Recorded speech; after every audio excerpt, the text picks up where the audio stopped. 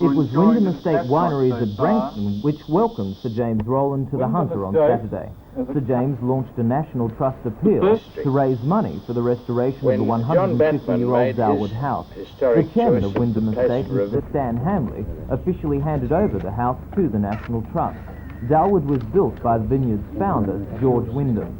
As well as being the base for the exploration of the New England region in the Richmond Valley, Darwood was the birthplace of Australia's wine industry and the home of the mainland's first Hereford cattle herd. The Darwood Restoration Association, which is conducting the work, needs to raise at least $500,000 to restore the homestead by 1988. Governor Rowland was in Singleton on Saturday night to open the extensions to the RSL Club. Most of the $1.3 million needed for the rebuild was borrowed from the Singleton sub-branch of the RSL and the Westpac Bank. Sir James and Lady Rowland were still in Singleton yesterday morning to officially open the town's new senior citizen centre. The centre was constructed over 40 weeks at a cost of $350,000. Two-thirds of the money coming from the Commonwealth Government, with the rest from the council. The official party reached Newcastle yesterday afternoon to celebrate the 125th anniversary of St James Church in Cooks Hill, which is Newcastle's oldest. Sir James also turned the key on the $220,000 restoration of the parish hall. The 128-year-old building has always been used by a wide range of groups, but now the Anglican Church intends to expand its role in the community.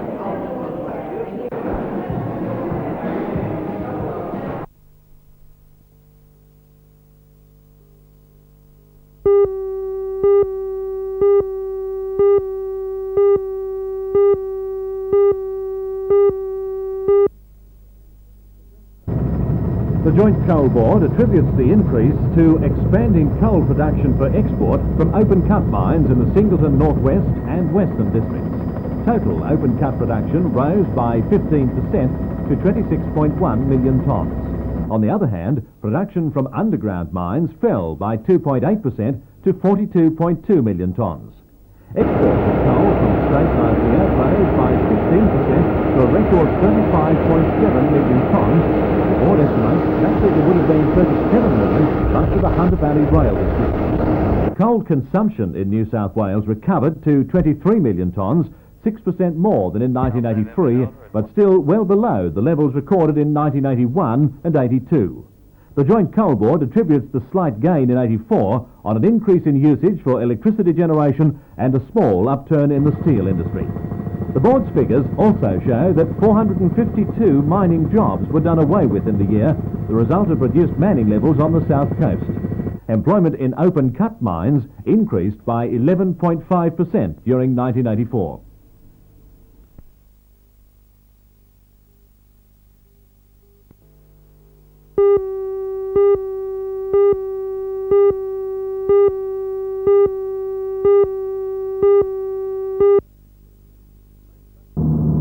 The main thrust of the federal government's new search and rescue scheme will be to have aircraft able to respond quickly to emergencies. The sheer size of Australia's coastline rules out having such aircraft permanently on alert, so instead a number of private aircraft operators will be selected, then specially trained by the National Safety Council, and finally their aircraft equipped with specially designed pods to allow survival gear to be dropped where necessary. The training program is scheduled to begin in March, although the actual locations of the selected aircraft operators involved have not yet been announced.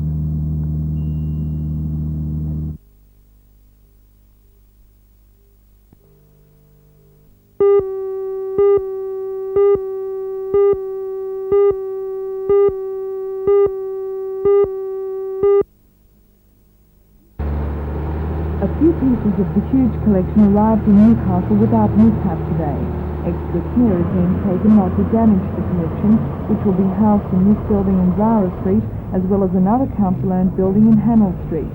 Mr. Lewis says that the collection will be part of a regional museum, but it will not be a drain on bicentennial funding. He says he received notification from the Premier's Department that the application for a grant of $400,000 had been approved, and the Minister for Tourism, Mr. Mike Cleary, had given the purchase of the collection his endorsement. It's anticipated that the entire collection will be in Newcastle by the end of the month.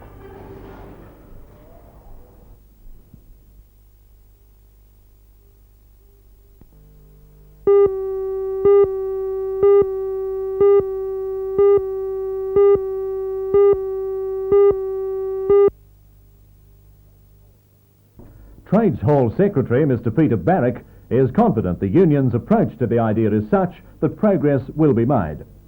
Recognising that about 50% of those unions are not affiliated to Labor Council, the vibes I'm getting back is that there is a great deal of interest, and I believe it's because of a consequence of the AFULE dispute in more recent times that the unions themselves are concerned about the long-term future of the industry. But basically that dispute existed between the AFULE and the State Rail Authority, not between unions on the surface anyway. So would this particular consultative idea go far enough? I believe it can. I believe that provided unions are talking together and provided they understand the complexities of the dispute, and I believe that dispute, there was two aspects to it. There was a demarcation dispute and there was a dispute between the unions and the State Rail Authority. We believe that dispute was allowed to drag on over a long period of time for reasons best known to those people involved. We believe that that problem could have been resolved within the union movement itself, provided the facilities had been there to allow consultation to take place. Well, just what sort of facility are you hoping to set up? What we would be looking at is a trade union consultative committee. If we recognise that within the coal chain there are 4 diverse groups, what we have now is that those groups, some are organised and consult amongst themselves, but there is no organisation that currently allows all those groups in all its diversity to get together and raise the problems that are obviously there within the industry.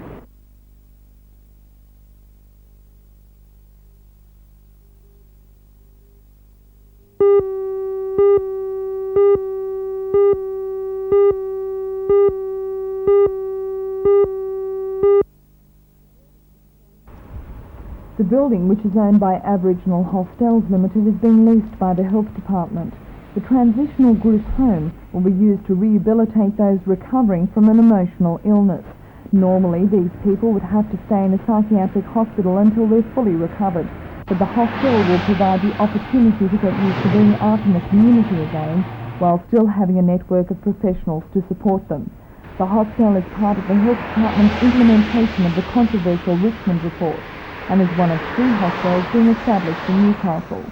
Meanwhile, in Cooks Hill, the administrator has decided to allow the establishment of another eating house in the restaurant row of Derby Street. The 60-seat restaurant, which reflects back to Railway Street, will be located in the post office building. But the opening of the restaurant doesn't mean the closure of the post office here in Cooks Hill. Australian Post has indicated that another office will be opened as soon as possible.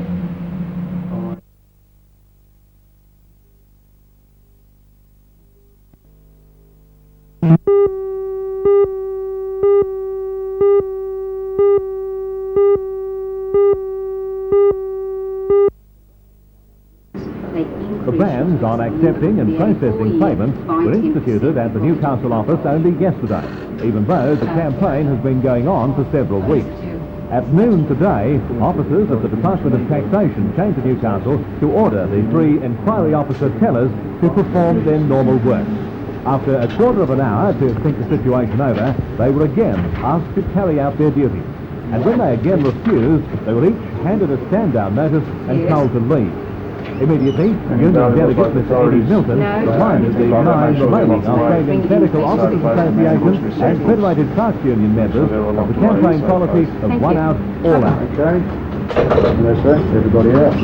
We're out. Without hesitation, they gathered their personal belongings, and within seconds, the office was deserted, except for management and non-union staff. The telephones rang and the door remained open, but there was no one to help enquirers. Last half hour we've been verbally directed by management to lift our bans, specifically the inquiry officers tellers.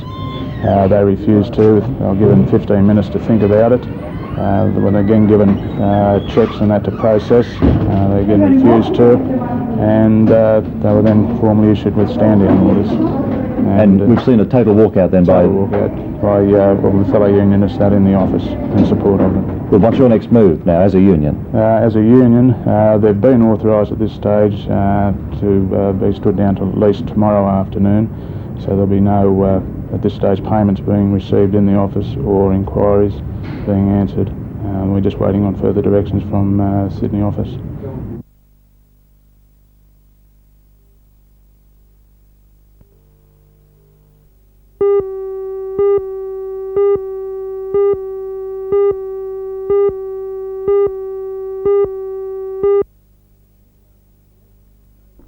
Newcastle selectors have named a 26-man squad to prepare for the match with the mighty Bulldogs, coached by former local Warren Ryan, who will know what to expect.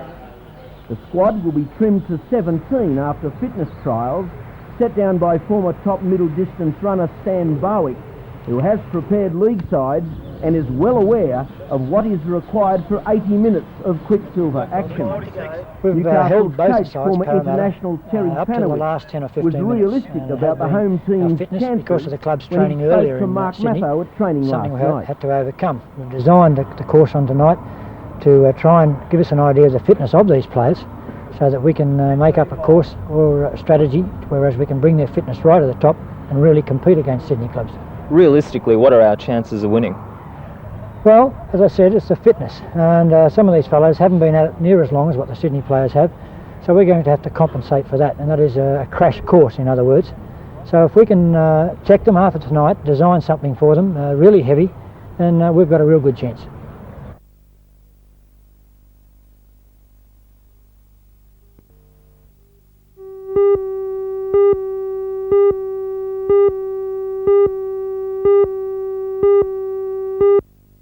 Think a bit, and we've got a couple of moves up there. Late yesterday afternoon, captain coach Paul Gaffney put the squad through its paces in preparation for the trip. The club has had special jumpers made for the tournament, which includes club teams from all over the world, as President Paul Wooten explained. This is for club sides from pretty well all the continents of the world partake, but invited club sides only. I guess it's a very different game to the normal rugby union game, because 7-a-side on a full field, you'd want to have very different tactics and be very fit, I would imagine. Yes, very fit. While the game's only 10 minutes each half, it's pretty well non-stop. There's no delays for slow scrums or rucks or mauls. It's all pretty well keeping the ball alive and waiting for the opening to come. And no replacements out of a maximum squad of 9 unless you get an injury, I believe. That's correct. They're very strict upon the injury side of replacing people.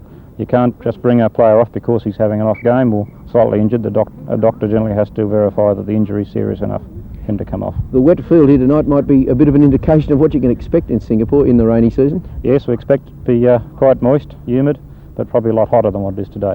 What do you anticipate as far as the strength of competition?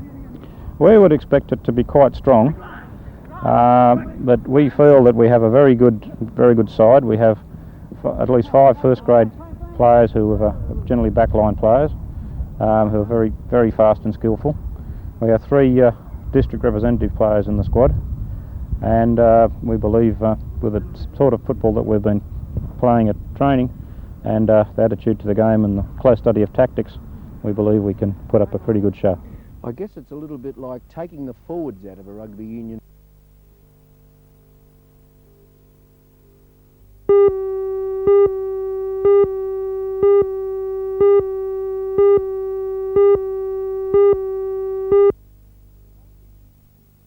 The major point of contention is over this man, Richard O'Neill, a maths teacher at Bega High. O'Neill was sacked by the department for refusing to accept a forced transfer to Bathurst in the Central West. He says his departure would mean that courses would have to be dropped at Bega High. At the meeting in Newcastle today, it was obvious that the support for O'Neill and the contempt for the government's new superannuation scheme and staffing formula was strong.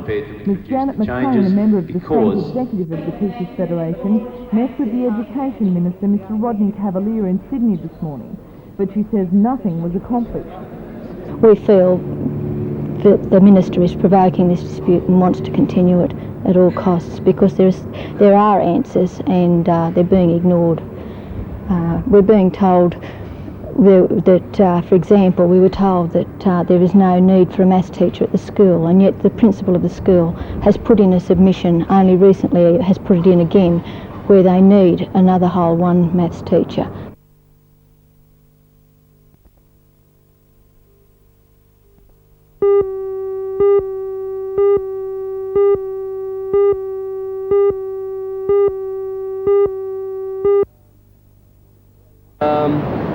So you're in a situation now where... If you are confident of doing well with next month's matches in Melbourne and Malibu after her surprise state win. With a bit of training, but I never did any. You said to me before that you felt it was a bit boyish to be on a Malibu. Do you find that now? No, not now, not that I've won. And how many hours a day would you be dedicating to the Malibu now? Well, I'll probably do about an hour on the Malibu and about an hour in the swimming. Your first love is swimming, but now you're on the Mal. You're becoming an all-round lifesaver. Why do you pursue lifesaving? Because I might be able to help someone one day. The other good fortune for Blobby's Club came with a donation for the second year in a row, a set of new boat oars by Arthur Bookshop. 4-oar set costs around $1,400. All serve up nice ways for sponsorship and novice members were enjoying.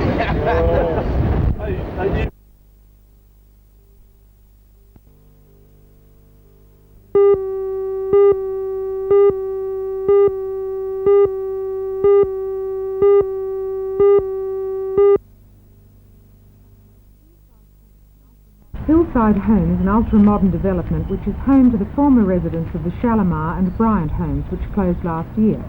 As well as housing those 65 people, another 35 have been able to move into the spacious and comfortable surroundings.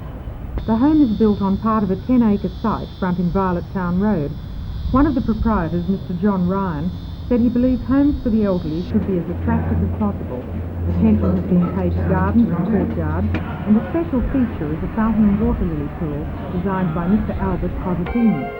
The next stage of the development, which is already before Macquarie City Council, includes 86 two-bedroom self-care units. A licensed restaurant is also planned to allow elderly residents the opportunity to dine out and to entertain family and friends. The residents, who are all included in the ethnic activities, were entertained by the pupils of Valentine Public School District.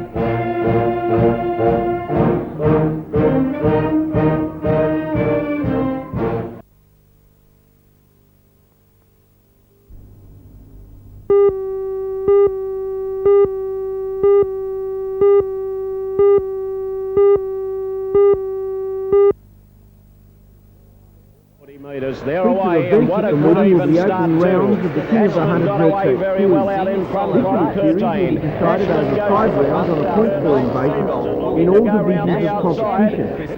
Senior riders will be competing for $1,500 in prize money and goods in the score of bullion dealers Castile solo class. Australian dirt track champion Chris Watson is the defending senior solo King of the Hunter. Mayfield Club riders Mark Eaton and Alf Osborne are the defending NIB Travel Sidecar King of the Hunter champions, while Sports Scholarships are the incentives for the restricted licensed riders. In fourth place, then David Taylor from Graham Baldwin.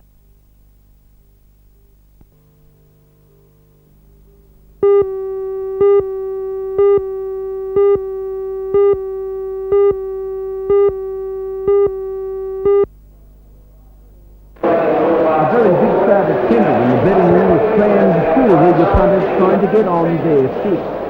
The grandstands full and punters queued at the fences, the race got underway without incident. Racing this time, good start, kisses for Cathy, and commencing nicely also on the inside with Starry Load. Wonga Prince away nicely, and also Osaka's up in that leading division. A length away to Sedule Plus, followed by Lady Zilla. A length and a half away then to Nature's Splendor. They were followed out wide by Crossroads. A length and a half further back, the Son of Susie. They were followed over on the inside of those runners there by Starry Load and Nature's Splendor in about fourth last place. Osaka takes over 700 to go. It's a length and a half on Wonga Prince. Roman Fantasies over on the inside. Ahead back to Kibria, followed by Lady Zilla. In the centre, Sedule Plus, and over on the outside, Crossroads, followed by Kiss of the Cathy. Nature's Splendor, Fifiana, followed by Garlic Bell, Son of Susie. And last as they swing into the straight is a fairway back, Starry Load, and Garlic Bell's run right off the track. They've got 300 to go. And Wonga Prince moving up to join Osaka. In third place on the outside, Lady Zilla, Roman Fantasy, Sedule Plus, Son of Susie down the outside with Crossroads. Osaka the leader, Wonga Prince second, third Roman Fantasy, and on the outside Sedule Plus, 100 to go. Osaka's in front, Wonga Prince and Roman Fantasy in the centre, but Wonga Prince has hit the lead. It's doing too well, and Wonga Prince wins. Wonga Prince beat Osaka, Roman Prince beat Osaka, Roman Fantasy, Starry Load. Local champion rider Wayne Harris, who rode Roman Fantasy, was disappointed after his protest against both Darren Goodman on the second place for Osaka, and the eventual winner was turned down at a stewards inquiry. Well, I was attempting to make a run between the two leaders all the way down the straight. I wasn't getting much room. And just when I was probably getting the better of them, inside the last 100 metres, they shifted ground and resulted in her nearly falling, come to the winning post. So I consider her very, very unlucky not to have won the race. Should have won. Winning jockey Mick Dittman was modest about claims by onlookers that it was his ability that won on the day. I was, Osaka fought on very strongly. You know, it took me a long time to get the better of him. He had about half a neck on me, I suppose, right until about the last 60, 70 yards. Then I just started to get the best of him near the line. It was an emotional Ronald Wong, whose father, the late Stanley, who owned and bred the winner, who picked up the trophy. My father, the late Stanley, wants to be here. He loved horse. He loved racing. He should be here to see his dream come true.